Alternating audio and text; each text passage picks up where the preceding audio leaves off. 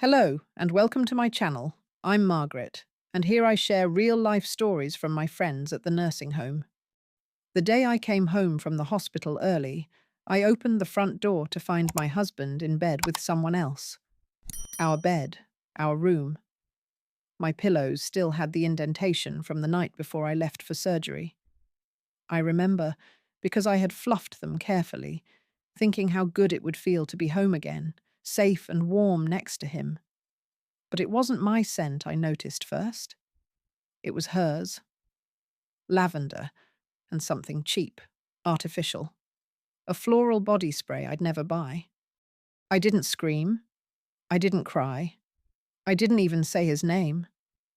I closed the door behind me, walked back to the car, and drove around the block, parked near the old sycamore on Connor Street, and just sat there, breathing, staring at the windshield. My hands trembled only slightly, but my jaw was locked so tight it ached. The first thing I did was call the bank. My name is Emily Davis. I'm 53 years old. I've been married to Mark for 22 of those years, most of them good, or so I thought. I'm a middle school librarian in a quiet Tennessee town, the kind of woman who bakes banana bread for the staff lounge and remembers kids' birthdays long after they've graduated. I have no dramatic vices, no wild past. I grew up modestly, the oldest of three girls, and always believed in doing things the right way. I didn't expect luxury, just loyalty, a hand to hold, someone who showed up. The last 6 months were rough. I'd had a hysterectomy, followed by complications that kept me in the hospital longer than expected. Mark didn't visit much. Always said work was a zoo. The house was falling apart. He was holding it all down while I was out of commission. I sent him thank you texts anyway. I felt guilty for being a burden. God help me, I felt guilty. When I walked in on them, the woman, a brunette maybe in her 30s, wearing my robe, looked startled, clutching the sheet to her chest. Mark didn't even try to cover himself. He just blinked, stunned, like he was watching a minor inconvenience unfold. I think the silence scared him more than anything. I didn't say a single word. That was the last time I stood in that house while he still had access to it. By 5 p.m., the locks were changed. By 7 p.m., his cards were declined. And by 10 p.m., I was in my best friend Rachel's guest room, sipping chamomile tea like nothing had happened. Rachel is not the gentle type. She's a divorce attorney with a silver bob, sharp eyes, and a filing cabinet full of war stories. When I told her what happened, she didn't gasp. She handed me a legal pad. "Let's begin," she said. "Tell me everything." Over the next 3 days, I moved fast. I called the bank and froze our joint accounts. Not hard, since I was the primary holder on most. I'd been the one managing the bills for years. Autopay, paperless statements, budgeting apps. Mark hadn't paid attention in over a decade. He liked to call me his little CFO when we were younger. Thought it was charming. Turns out, that negligence worked in my favor. Next, Rachel filed a preliminary divorce motion with the court, citing abandonment and infidelity. We attached photos. Yes, I'd taken one when I walked in. Not of her face, just enough to show the betrayal. That evidence meant we could legally bar him from returning to the home until further notice. The locks were changed again. Officially. I sent a single text. "You may collect your things. A police escort will be present. Date and time to follow." He tried calling the next day. Then again, voicemails piled up. I didn't listen to them. Then came the email. "Em, please, can we talk? That wasn't how it was supposed to happen. I panicked. You weren't supposed to come home that day." That line hit me. I wasn't supposed to come home. As if my timing ruined his plan. Rachel leaned over my shoulder and muttered, That's not guilt, honey. That's regret for getting caught. By the end of the week, the truth started to unravel. Rachel, being who she is, pulled Mark's financials. Quietly. Legally. Turns out he'd been talking to a lawyer of his own for months. He hadn't filed anything. Yet. He was waiting. Waiting until the mortgage was nearly paid off. Waiting until I was stable. Meaning, back on my feet so I couldn't claim dependency. Waiting until the moment he could claim half the house, and maybe a slice of my pension. I felt sick. It wasn't just a betrayal of the body, it was a betrayal of my trust, my labor, my loyalty. He had waited me out. I'd paid every extra principal dollar on that house. Every $100 Christmas bonus I got from the PTA, I threw at the mortgage. Every raise, every saved coupon. Mark always said he hated dealing with paperwork, so I took care of it all. The budgeting, the taxes, the refinancing. Turns out he just didn't want to be on the hook for it. He was happy to let me build the nest, so he could swoop in and take half when the time came. But he miscalculated, because now the nest was mine. The next time I saw him, it was at the police-supervised pickup. I watched from Rachel's car as Mark stepped into the driveway looking disheveled. His mistress wasn't with him. His hair was messy, like he'd been sleeping on someone's couch. He wore the same Columbia jacket I bought him last Christmas. It looked wrinkled and sad. He didn't see me, or maybe he pretended not to. An officer walked beside him as he packed some boxes from the garage. He tried the side door. It was locked. He knocked, but no one came. Rachel glanced at me and whispered, "You sure you don't want to keep the garage stuff too?" "I want the silence," I said. "Let him hear what being shut out feels like." He called again that night. I didn't pick up. Then he started getting clever. Mutual friends. "I heard about what happened. Mark's a mess. He says you blindsided him. He's crashing at his brother's place. Doesn't even have clean clothes. He keeps saying you're not giving him a chance to explain." But I didn't need his explanations. I already had the truth. He wasn't sorry. He was inconvenienced. I started sleeping better. The kind of sleep where your body finally understands it's safe again.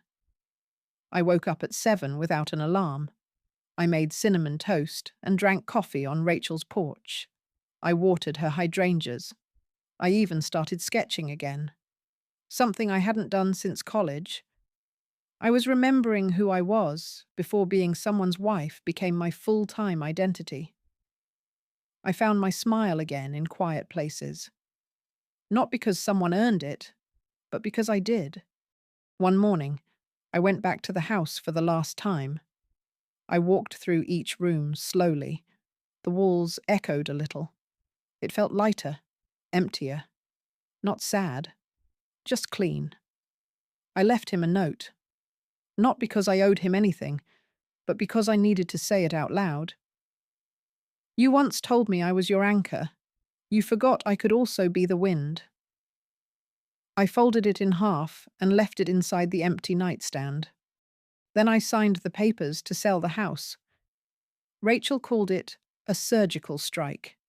Everything I did next had to be clean, legal, and above reproach. Not because I owed Mark the moral high ground, but because I wasn't about to give him even a thread to pull. "Men like him thrive on drama," she said, flipping through case files over breakfast. "They want you to lose your temper so they can call you crazy. Don't give him the playbook." So I didn't. I gave him nothing. Not a word. Not a text. Only actions. I started the formal divorce proceedings while still staying in Rachel's guest room. It wasn't glamorous. The room smelled like lemon cleaner, and the mattress dipped slightly in the middle. But it was safe. My bruised spirit needed that more than throw pillows or French doors. Rachel handled everything. court filings, asset lists, financial statements. She told me I was lucky, if you could call it that. Most women she represented were scrambling just to get a foot in the door. But I had already locked mine. Mark's attempts to reach me continued, but they started taking on a different tone, from apologetic to frantic. I never meant for this to happen. Can we please talk, Em? You're blowing this out of proportion. And then, when I didn't answer, fine. You want a war? You've got one. It almost made me laugh. A man cheats, lies, and plots, then calls me the unreasonable one. Rachel read his messages with barely a blink. Classic narcissistic panic. When charm fails, they go nuclear. Do I respond? No, she said. You win by living. It wasn't all easy. The emotional withdrawal came in waves.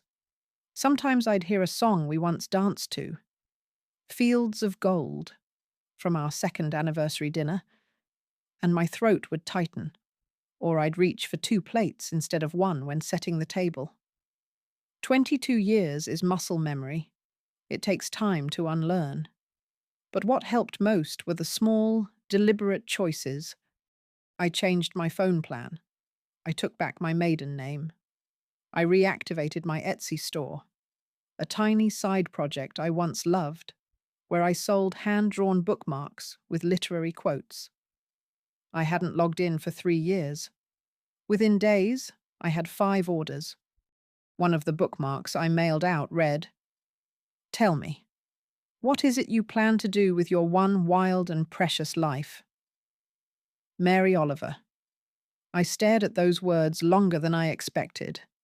They felt like a dare. I began walking every morning before sunrise.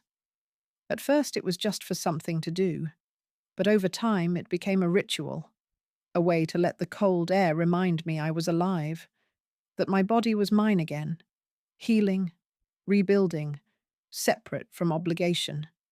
One morning, I turned the corner by the elementary school and saw a man struggling to load a huge stack of cardboard boxes into a pickup truck. I hesitated, then offered help.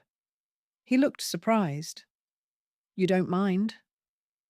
Better than listening to my knees crack while I keep walking. He laughed. His name was Daniel, widowed, a carpenter. He had kind eyes and dusty jeans, and he thanked me twice like it mattered. We talked for maybe 10 minutes. Nothing flirtatious, just 2 people not pretending. I went home smiling. Meanwhile, Mark's life was unraveling. Rachel forwarded me a court letter he filed, a request to delay the divorce proceedings. His lawyer cited emotional distress. "I'm sure the mattress at his brother's place isn't as comfy," she said dryly. But we didn't oppose the delay. We let him spin. I focused on my life, my actual life. I rented a small cottage outside town.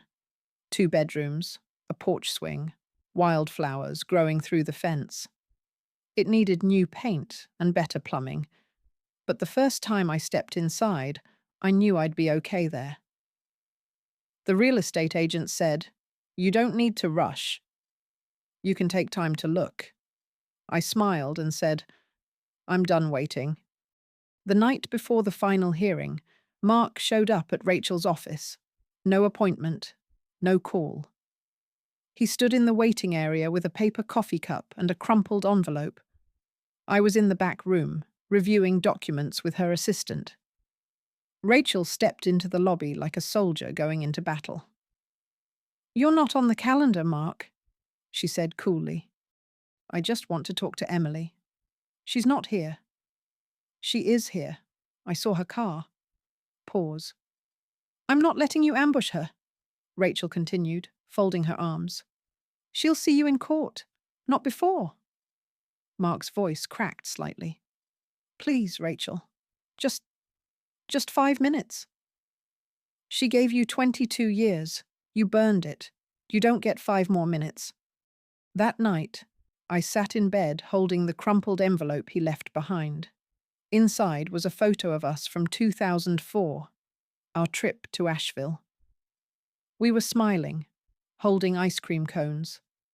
I had forgotten about that trip. On the back, he'd scribbled, "I never stopped loving you. I just got lost." I stared at it for a while. Then I tore it in half and threw it away. Court was brief. Rachel presented everything with icy clarity: the timeline, the accounts, the affidavit from the officer who supervised Mark's property pickup.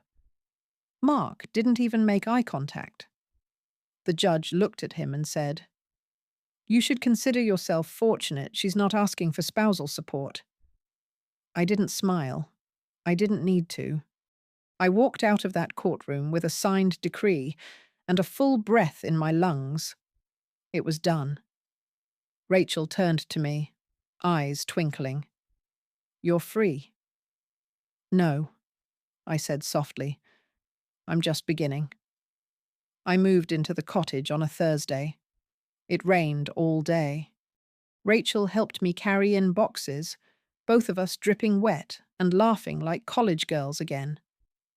There was something deeply cleansing about that storm, like the sky itself was saying, "Let's rinse it all off." The walls smelled faintly of cedar and age. The floor creaked under every step. But it was mine, every inch of it. Mark had once said I'd never survive on my own, that I was too soft for single life. The truth was, I wasn't soft. I was tired. Now, I was just getting my strength back. The next few weeks felt like learning a new language. The silence of the cottage was different from the one in my old house. There, silence was tense, something always withheld or brewing. Here, silence was gentle, safe. I made simple meals: lentil soup, grilled cheese, plum tart. I read again, not just to distract myself, but for joy. I dug up my old books: The Secret Garden, Olive Kitteridge, some battered Jane Austen copies with scribbled notes in the margins. And sometimes I sketched, not bookmarks, not for Etsy, just memories, ideas. One afternoon I sat on the porch, drawing the image that had haunted me since the hospital: the woman in my robe. I didn't draw her face, just the outline, the gesture, the quiet violence of someone in your space who doesn't belong. When I finished, I ripped the page out, folded it, and tucked it into a fire log. The flames ate it whole. Daniel came back one morning. He knocked on the porch railing with the side of his hammer. "I brought you a coat rack," he said, smiling sheepishly. "That place needed one." I laughed. "So it was a rescue mission, not a visit?" "Let's call it both." He mounted it near the front door, talking while he worked. His voice was slow and warm, like someone who thinks before speaking. We didn't talk about Mark, or divorce, or pain, just books, hiking trails, his workshop. When he left, he said, "If you ever want to paint a fence, I've got plenty of excuses to procrastinate." "Good," I said. "I'm a professional at that." Meanwhile, Mark made one last attempt. A letter, delivered to my new address. He must have gotten it from the court filing. It was 2 pages, handwritten. The first was all about regret, about missing me, about how we got off track and maybe we both made mistakes. The second was less romantic. He asked for a fair financial conversation, a suggestion that perhaps we could revisit the house sale or reallocate some of the equity. Rachel read it and said flatly, "You don't owe him a dime." I didn't respond to him, but I did respond to myself. I booked a trip. New England, in the fall. 3 nights in a small bed and breakfast with maple trees outside the window and the smell of wood smoke in the air. I walked cobbled streets with a scarf around my neck and bought postcards I had no one to send to. I didn't feel lonely. I felt unburdened. On the last morning of the trip, I opened my notebook and started writing, not just sketches or quotes, a story. It began with a woman in her 50s who thought her best years were behind her, until her husband's betrayal became her rebirth. It wasn't fiction, not really. But it wasn't just a diary either. It was a reclamation. When I returned, Daniel was fixing the neighbor's porch. He waved as I pulled in. I waved back. He didn't ask where I'd been.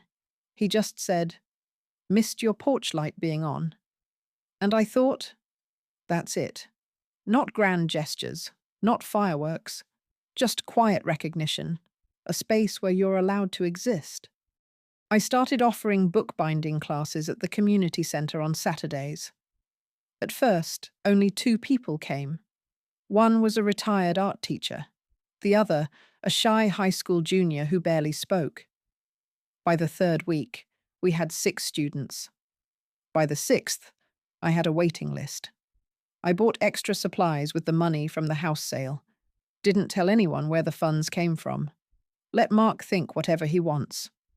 Late one evening, I came home to find a brown paper bag on the porch.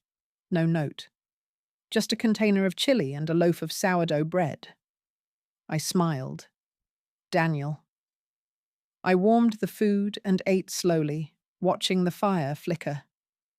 Some betrayals break you, but some, if you're lucky, reveal what was already cracked. I no longer cried when I saw couples in restaurants. I no longer held my breath opening the mailbox. I no longer apologized when I took up space. I was learning to live not in defiance of Mark, but in devotion to myself. Winter arrived slowly that year, soft and grey. I spent the early mornings wrapped in an old wool shawl, sipping coffee by the cottage window. The light came in gently, like it was knocking before entering. Sometimes I'd sketch. Sometimes I just sat and watched the frost climb the glass. It had been nearly 8 months since I left the hospital early and walked into the beginning of the end. And still, sometimes I replayed it, not to feel pain, but to remember that I survived it, that I didn't scream, I didn't plead, I simply walked out. And that was the loudest thing I'd ever done. Mark sent one more message in December, just before Christmas, a forwarded link. The condo listing we had once considered buying for retirement, it was up for sale. I hadn't thought about it in years. No text, no caption, just the link. I deleted it. I think that was the moment I knew he finally understood. I was not coming back. Not to the house. Not to him. Not to who I had to be to survive that marriage. Rachel came by for tea on Christmas Eve. She wore her usual red lipstick and brought shortbread cookies shaped like snowflakes. We sat by the fire and shared stories from our girlhood. The ugly prom dresses, the midnight study crams, the year I got bronchitis on her birthday, and she pretended not to be mad about it. At some point, she looked at me and said, "You look 10 years younger." "I feel like I lost 30 pounds of dead weight," I said. She raised a cookie in salute. To dead weight. January was a clean slate. I started writing regularly, a real book. Not about Mark, not directly, but about women like me. About the quiet kind of strength that gets ignored. About how dignity doesn't shout. I called it The Wind and the Anchor. I didn't know if anyone would publish it. That wasn't the point. One night, Daniel invited me to dinner. Not a construction errand, not a coat rack delivery. A real invitation. We went to a small restaurant on the edge of town. The kind where everyone seems to know your name but doesn't gossip too loud. We ate grilled trout and roasted squash. We talked about family, loss, and how grief isn't always loud. Sometimes it's just a chair that stays empty. After dessert, He walked me to my car and said, "You don't have to decide anything tonight, but if you'd ever like company, the kind that doesn't ask you to shrink, I'd be honored." I didn't answer right away, but I smiled, and I think he understood. Spring came early. Daffodils pushed up beside the porch steps. My bookbinding class tripled in size. I added a second session on Wednesdays. I got a small local article written about the classes. Someone sent it to me in the mail with a yellow sticky note. "You've got a gift. Keep going." No name, just a return address from the neighboring county. I didn't recognize the handwriting. I didn't need to. One afternoon, while organizing my studio closet, I found a shoebox I hadn't opened since the move. Inside were little things, mementos I hadn't decided whether to keep or throw away, photos, cards, old rings. At the bottom was the picture Mark had once sent, the one from Asheville, where we were smiling with ice cream cones. I almost threw it away again. But this time, I did something else. I sketched over it. I drew a tree behind us, a bench nearby. Then I drew a new figure sitting there, older, alone, serene. Me, looking forward. The final thing I did, my last act of closure, was to change the name on the deed. Not from Davis to anything else, but to Emily Harper, my mother's maiden name. She had once told me, when I was barely 17 and crying over a boy who ghosted me before the term even existed, "You're not someone who disappears, Emmy. You're someone who survives. Don't you ever forget that." And I hadn't. Not really.